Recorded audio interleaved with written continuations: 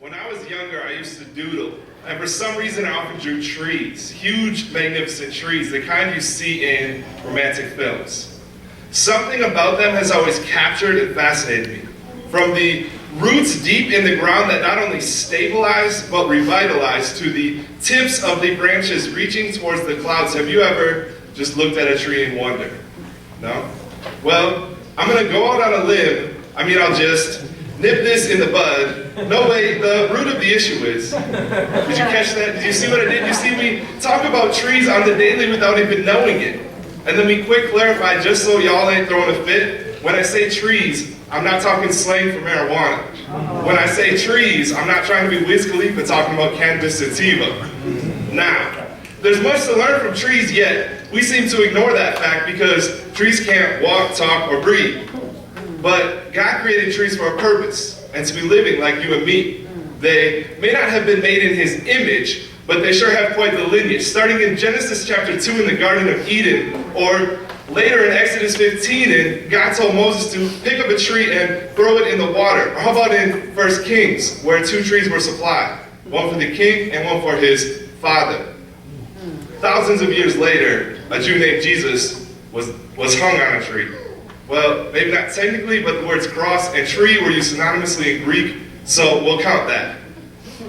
Now let's go all the way back to Genesis chapter 1, verse 11 and 12.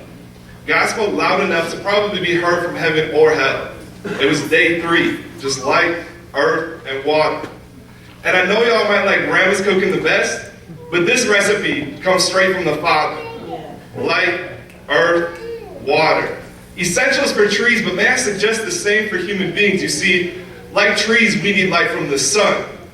But unlike trees, we need light from the sun. John 8:12 says, Jesus is the light of the world, and with faith in Him, that light can be within us.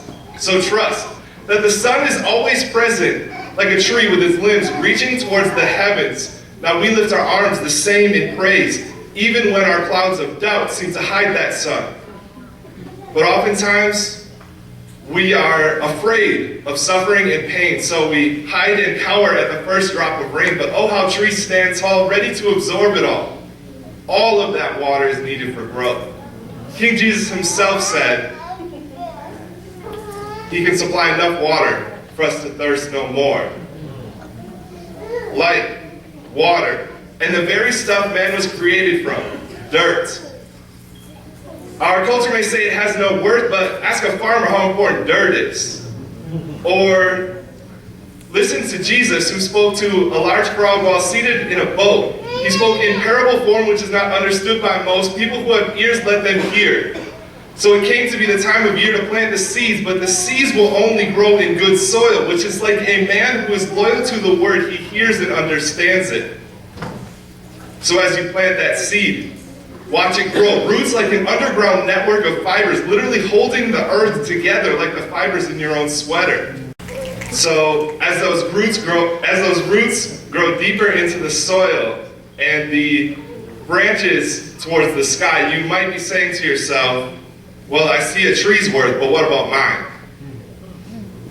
Well, I'm going to compare our faith journeys to that of a tree. As a tree gets older, its bark begins to thicken. So when that storm rolls in, the older ones prevail, they have strengthened. But sometimes, if I can be transparent, I look in the mirror and ask, how am I even standing?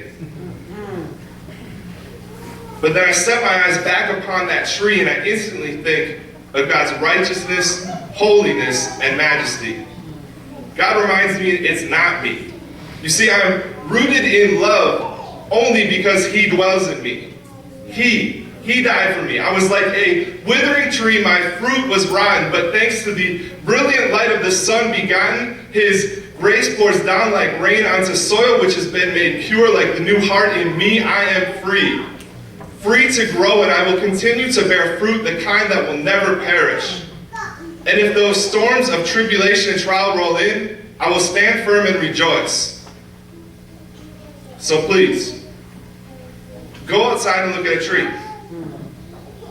Please, dwell on the fact that God made it so intricately to reflect Himself and to bring Him all of the glory.